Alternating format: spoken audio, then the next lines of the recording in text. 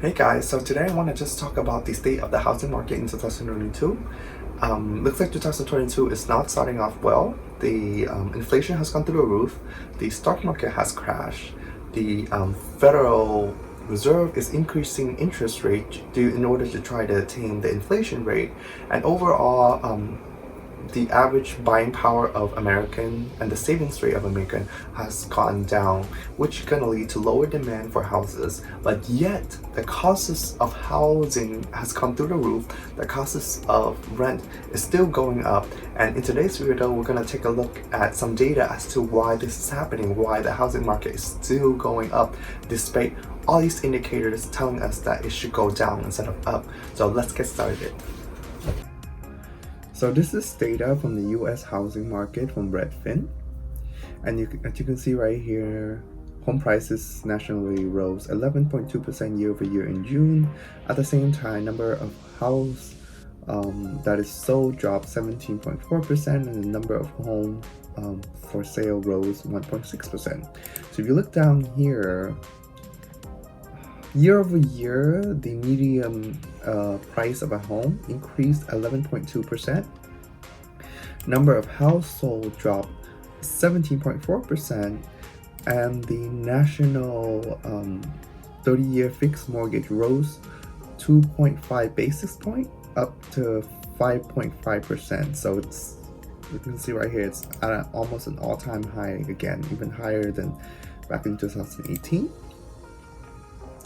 And if we go down here, housing supplies, the number of houses just barely increased 1.6%, but the number of houses listed dropped negative 4.4%, and the days that the house are on the market is about 18 days, and we have about 2 months supply, which is at an all-time low right now as well. And then the housing demand, homes sold above listing price barely dropped negative 0.86 points, and then the prices of houses are dropping, so it's at positive 8.7%, and the sell to list price ratio, which is the ratio of how much the house is sold based on the seller's asking price. So if it's above 100%, like in this situation, that means that more people are willing to pay higher than the asking price. And if it's below 100, it just means that people are offering to buy the house at a lower price than the seller are asking, and the seller are agreeing to sell the house below the asking price. So you can see here it's slightly above, so some buyers are still willing to pay over asking price for the house in 2022. And why are the the prices of the house still up, even though inflation is through the roof, and and the number of homes that's being sold dropped? And it's because that if people are going to sell their house, they have to buy another house to live in. So if you buy your house at a lower interest rate, so let's say you buy it at like 2% or 2.5%, and if you were to sell your house, you would first buy your other home, or your second home, the home that you're going to replace with the home that you sold. It's going to be more expensive because the prices of houses increased by as you see in his case, 11.2%, and your interest rate is going to be even higher because the interest rate increased this year by 2.5%. So if you were to sell your house and buy a new one, the new house that you're buying not only will have a higher interest rate because the interest rate increased by 2.5%, you're also going to have to pay a higher price for your new home.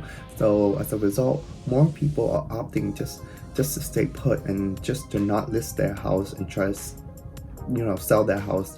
They're not willing to do that because either they have locked in a lower interest rate and unwilling to sell their house and then get a higher interest rate.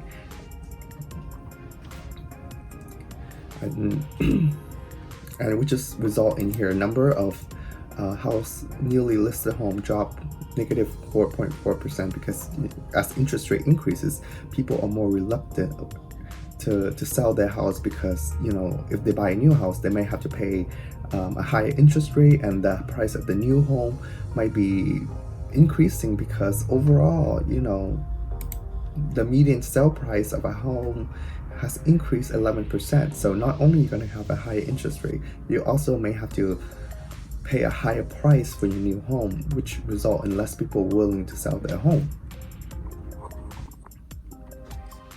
All right, in addition, the cost of building a home and furnishing a home has increased drastically, which makes things even worse.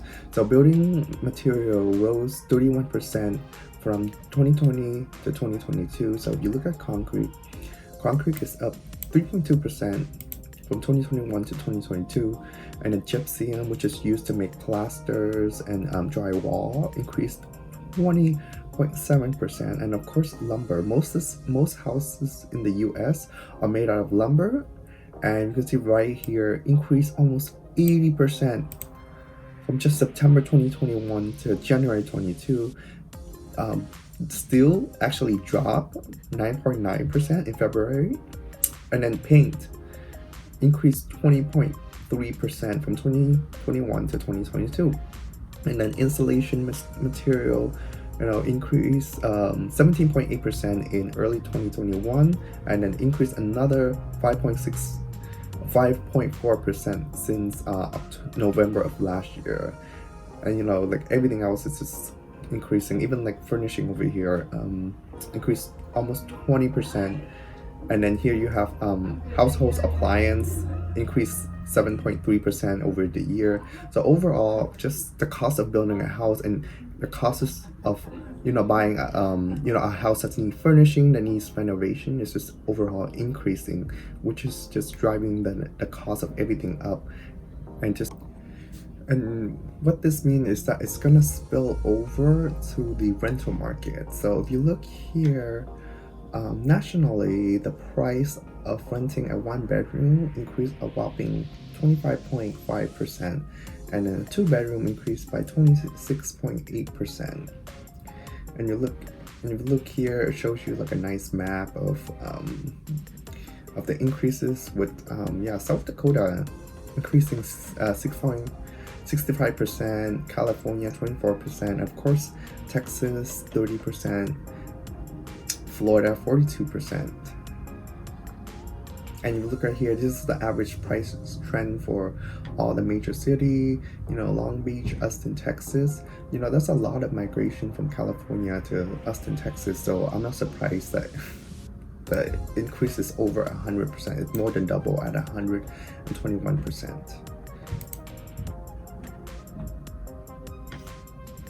And this is the cost of a two-bedroom apartment in Tulsa. Yep. And this report give you the average price rent for one bedroom right here, based on the city. So if you see here in New York City, yikes! To rent a one bedroom is $5,576. That's the average cost to rent a one bedroom in New York City, and it's year over year increased 45.77%. Yikes! That's crazy. And then here you have good old San Francisco at $3,658.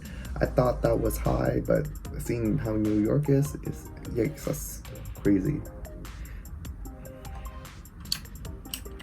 Alright, and that's it for today's, guys. If you find this video informative, please remember to like, subscribe, and leave a comment about how you're feeling about the rent prices and how you're feeling about the housing prices, and you know, how are you navigating the increase of housing prices and having to, you know, kind of battle it out with the sellers, and just the prices of everything is going up. So how are you going to buy a house? Leave a comment below on how you're going to deal with it. Okay, thank you. Have a good rest of your day. Bye bye.